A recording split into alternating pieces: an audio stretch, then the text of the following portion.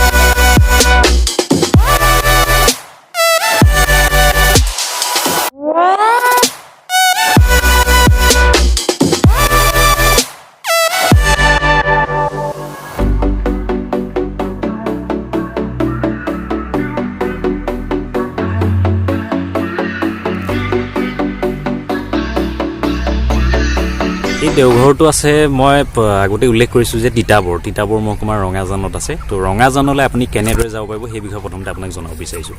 আপুনি যদি যোৰহাটৰ পৰা যায় তেতিয়াহ'লে যোৰহাটৰ গড়ালিৰ পৰা চিনামৰা হৈ তিতাবৰ ৰাস্তাৰে আপুনি প্ৰায় অনুমানিক প্ৰায় 16 কিলোমিটাৰ মান আগুৱাই গ'লে ৰঙাজান হাইস্কুলখন পাব ৰঙাজান হাইস্কুল পাৰ হৈ সোঁহাতে পাব এই দেওঘৰটো এই দেওঘৰটোৰ কিছু ইতিহাস জড়িত হৈ আছে জনশ্ৰুতি জড়িত হৈ আছে সেই অনুসৰি আমি জানিবলৈ পোৱা অনুসৰি যোৰহাটখন আহোমৰ শেষ ৰাজধানী আছিলে আমি সকলোৱে জানো আপোনালোকেও জানাই বোধ কৰোঁ আৰু যোৰহাটলৈ আহোমৰ শেষ ৰাজধানীখন আনিছিলে স্বৰ্গদেউ গৌৰীনাথ সিংহ যেতিয়া লক্ষ্মী সিংহ শিৱসাগৰত যেতিয়া তেওঁ মৃত্যু হৈছিলে লক্ষ্মী সিংহৰ মৃত্যুৰ পাছত গৌৰীনাথ সিংহই যোৰহাটলৈ ৰাজপাটত বহি তেওঁ কিছু বছৰ ৰংপুৰত ৰাজধানী চলায় আৰু পৰৱৰ্তী সময়ত প্ৰায় 1749 এনেকুৱা কিবা এটা আছিলে চন মোৰ মনত নাই কিন্তু সিমানৰ পিছতে তেখেতে যোৰহাটলৈ আহোমৰ ৰাজধানীখন স্থানান্তৰিত কৰে যোৰহাটলৈ আৰু যোৰহাটৰ পৰাই তেওঁৰ যিখিনি ৰজাৰ যিখিনি দায়িত্ব আছিলে তেওঁ পালন কৰিছিলে আৰু সেই দায়িত্ব পালনৰ মাজতে যোৰহাটত তেতিয়া ৰাজধানী থাকোঁতে আহোম ৰাজ পৰিয়ালসকলৰ বাবে খাদ্য সম্ভাৰ যোগাৰ কৰিবৰ কাৰণে যোৰহাটত তেওঁ কিছুমান খেতি পথাৰ নিৰ্বাচন কৰিছিলে ধৰক হামদৈ পথাৰ বচা পথাৰ এনেকুৱা ধৰণৰ বিভিন্ন খেতি পথাৰ তেওঁ নিৰ্বাচন কৰিছিলে কেৱল ৰজাঘৰৰ যিসকল লোক ৰজাঘৰৰ লোকসকলৰ বাবে খাদ্য সম্ভাৰ যোগাৰ কৰিবৰ কাৰণে আৰু সেই পথাৰসমূহ এবাৰ ৰজা গৌৰীনাথ সিংহই তেওঁ পৰিদৰ্শন কৰিবলৈ আহিছিলে হাতী দুটি তেওঁৰ লগত বিভিন্ন লিগৰা মানে মন্ত্ৰী আছিলে তেওঁৰ লগত দেওধাই আছিলে মঙলতী আছিলে তেওঁলোকো আহিছিলে তেনেদৰে আহোঁতে বৰ্তমান য'ত ৰঙাজান যোনখন মানে দেও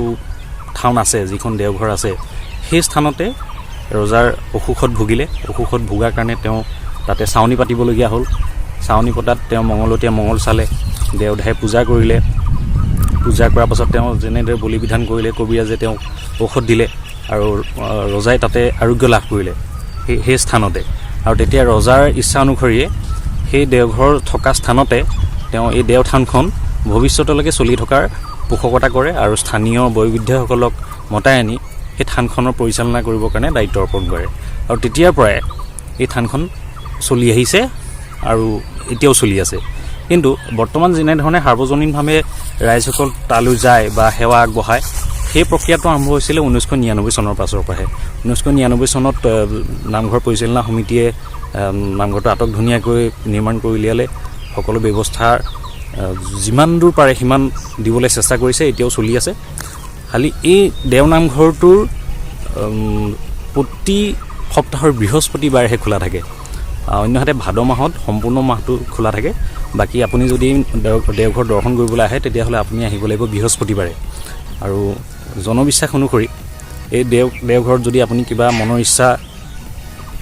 প্ৰকাশ কৰিব বিচাৰে বা আপোনাৰ কিবা মনৰ কামনা থাকে তেতিয়াহ'লে এই দেওঘৰত আপুনি চাকি বন্তি জ্বলাই সেৱা আগবঢ়াই যদি আপোনাৰ মনৰ কামনা ভগৱানৰ ওচৰত আগবঢ়াই দিয়ে তেতিয়াহ'লে এই মনৰ কামনা পূৰ্ণ হ'ব বুলি এটা জনবিশ্বাস আছে